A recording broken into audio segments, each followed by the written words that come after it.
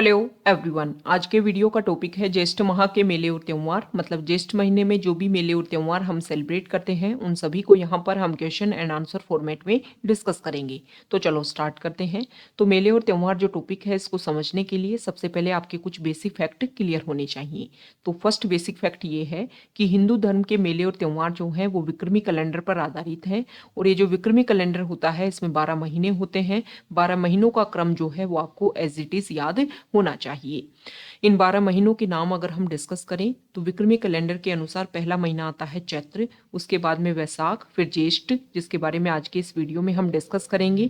इसके बाद में आता है आषाढ़, श्रावण, भाद्रपद, आश्विन, कार्तिक, माघशीर, पौष, माघ एंड फाल्गुन।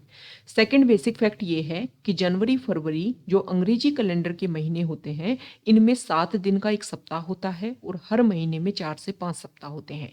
किसी महीने में 4 सप्ताह होंगे, किसी महीने में 5 सप्ताह होंगे।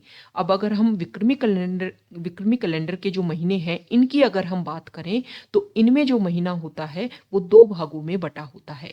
मतलब 2 पखवाड़ों में महीना जो है बटा होता है। तो आज के वीडियो में हम बात करेंगे ज्येष्ठ महीने की। तो महीना जो है वो 2 पक्षों में 2 भागों में बटा होता है। विक्रमी कैलेंडर के जो महीने का पहला भाग होता है उसको बोलते हैं कृष्ण पक्ष। ये बात आपको ध्यान में रखनी है। और महीने का जो दूसरा भाग, दूसरा पक्ष होता है उसको बोलते हैं शुक्ल पक्ष। अब महीने का पहला जो भाग होता है इसका जो अंतिम दिन होता है उसको हम बोलते हैं अमावस्या। और दूसरे पक्ष का, दूसरे भाग का जो अंतिम दिन होता है उसको हम बोलते हैं पूर्णिमा। तो आपको ये बात ध्यान में रखनी है कि विक्रमी कैलेंडर के कोई भी महीना हो उस महीने की शुरुआत होगी कृष्ण पक्ष के साथ में और महीने का अंतिम दिन होता है पूर्णिमा। ये बात आपको ध्यान में रखनी है। तो अब हम ज्येष्ठ माह में जो भी मेले और त्योहार हम सेलिब्रेट करते हैं उन सभी को यहाँ पर हम डिस्कस कर लेते हैं। तो क्वेश्चन नंबर 1 है कि गंगा दशमी कब आती है। और इसके ऑप्शन है कि चैत्र शुक्ल तृतीया को, भाद्रपद कृष्ण तृतीया को, ज्येष्ठ शुक्ल दशमी को या फिर ज्येष्ठ अमावस्या को। तो इसका आंसर आ जाएगा ज्येष्ठ की शुक्ल पक्ष की दशमी को। मतलब ये ज्येष्ठ महीना, ये इसका शुक्ल पक्ष और इसका जो 10वां दिन जो आता है उस दिन जो है गंगा दशमी मनाई जाती है। ऐसा बोलते हैं कि इस दिन गंगा रिवर जो है, गंगा माता जो है वो पृथ्वी पर आई थी। और भरतपुर में एक कामा जगह है, वहां पर इस दिन जो है वो मेला लगता है। नेक्स्ट क्वेश्चन है, देखो जब भी आप राजस्थान का कोई भी एग्जाम देते हो तो मेले और त्यौहार जो टॉपिक है उससे रिलेटेड क्वेश्चन जो है वो आपसे जरूर पूछा जाता है। तो आपको जब इस तरीके की टर्म आए आपके क्वेश्चन पेपर में तो आपको ये समझना है कि पहला जो वर्ड है वो विक्रमी कैलेंडर के महीने का नाम है, फिर ये उसके पक्ष का नाम है और ये फिर जो है वो उसकी तिथि का नाम है कि महीने में कौन से नंबर, कौन से पक्ष की कौन सी तिथि है। ये भी आपको ध्यान में रखना है। शुक्ल पक्ष और कृष्ण पक्ष इन दोनों में जो है काफी ज्यादा वेरिएशन। कोई भी जो त्यौहार है वो कौन सी तिथि को मनाया जाता है, शुक्ल पक्ष की मनाया जाता है या फिर कृष्ण पक्ष की को मनाया जाता है, ये आपको ध्यान में होना चाहिए। एक इंपॉर्टेंट बात और, अब ये जो हमारे विक्रमी कैलेंडर के जो महीने हैं, देखो चैत्र महीना जो है वो आता है मार्च अप्रैल के टाइम में। मतलब हिंदू धर्म का जो नववर्ष है उसकी शुरुआत होती है, जो चैत्रीय नवरात्रे आते हैं ना, चैत्रीय नवरात्रे उसके साथ में शुरुआत होती है। तो जनवरी फरवरी से, मतलब जब जनवरी फरवरी आती है ना, जनवरी पहला महीना आता है अंग्रेजी कैलेंडर का, उस समय जो है वो हिंदू नववर्ष शुरुआत नहीं होती है। चैत्र महीना पहला महीना आएगा मार्च या फिर अप्रैल में। तो इस तरीके से कौन सा महीना विक्रमी कैलेंडर का, कौन सा महीना जो है अंग्रेजी कैलेंडर के कौन से महीने से मैच होता है, ये बातें भी आपको ध्यान में रखनी है। और ये बातें आपके कब रिलेट होंगी, आपके घर में जब भी कोई त्यौहार मनाया जाए। तो आप देखिए, अच्छा रक्षाबंधन मनाया जा रहा है तो आपको पता होना चाहिए, अच्छा रक्षाबंधन या तो आता है जुलाई में या फिर आता है अगस्त में। या तो आप देखोगे रक्षाबंधन को अगस्त के स्टार्टिंग में या फिर आप देखोगे जुलाई के लास्ट वाले पार्ट में। ओके, तो इस तरीके से चीजें ना आप रिलेट करके पढ़ा करो तो आपके बहुत सारे बेसिक फैक्ट जो है ना वो तो इजीली क्लियर हो जाएंगे और ये जो टॉपिक है बहुत इजी आपको लगेगा।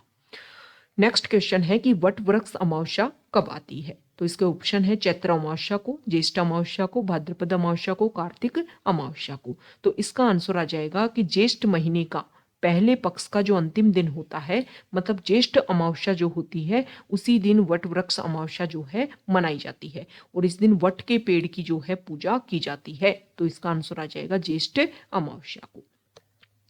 नेक्स्ट क्वेश्चन है कि निर्जला एकादशी कब मनाई जाती है? तो इसके ऑप्शन है कि ज्येष्ठ शुक्ल एकादशी को, ज्येष्ठ कृष्ण एकादशी को, चैत्र कृष्ण एकादशी को, भाद्रपद शुक्ल एकादशी को।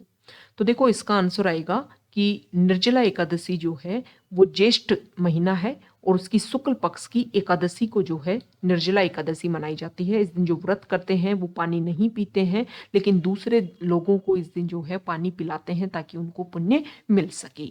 मतलब यहाँ पर अगर हम देखें तो ये ज्येष्ठ महीना, ये इसका शुक्ल पक्ष और 10वें दिन मनाई जाती है क्या? गंगा दशमी। और उसके नेक्स्ट दिन मतलब 11वें दिन जो है वो होती है एकादशी। ओको okay sorry. और गांव में उसको ग्यारस के नाम से भी बोलते हैं, ये आपने सुना होगा। तो एकादशी जो है इस दिन जो है निर्जला एकादशी मनाई जाती है और इस दिन निर्जला एकादशी वाले दिन जो है उदयपुर में पतंग उड़ाई जाती है। तो पतंगों को लेकर के कुछ फैक्ट है कि उदयपुर में पतंग कब उड़ाई जाती है? निर्जला एकादशी वाले दिन। जयपुर में पतंग कब उड़ाई जाती है? मकर संक्रांति के टाइम, मतलब जनवरी के महीने में। और जो बीकानेर है वहां पर पतंग उड़ाई जाती है उसके स्थापना दिवस के टाइम में। और बीकानेर का स्थापना दिवस कब आता है?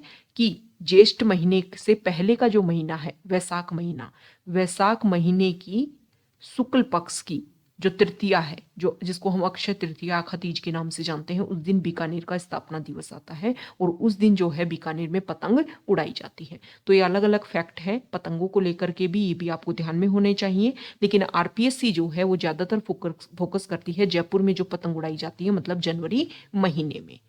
तो ज्येष्ठ महीने में जो भी मेले और त्योहार हैं उनको हमने यहाँ पर डिस्कस कर लिया। ज्येष्ठ का जो पहला भाग है उसका जो अंतिम दिन आता है अमावस्या, इस दिन तो वट वृक्ष अमावस्या होती है। और जो दूसरा भाग होता है ज्येष्ठ महीने का, इसके 10वें दिन आती है गंगा दशमी और 11वें दिन होती है निर्जला एकादशी, जिस दिन उदयपुर में पतंग उड़ाई जाती है। तो अगर आप यहाँ तक आए हैं, वीडियो आपको अच्छा लगा है तो प्लीज़ वीडियो को लाइक कर दीजिए, शेयर कर दीजिए और चैनल को सब्सक्राइब कर दीजिए। Okay, thank you.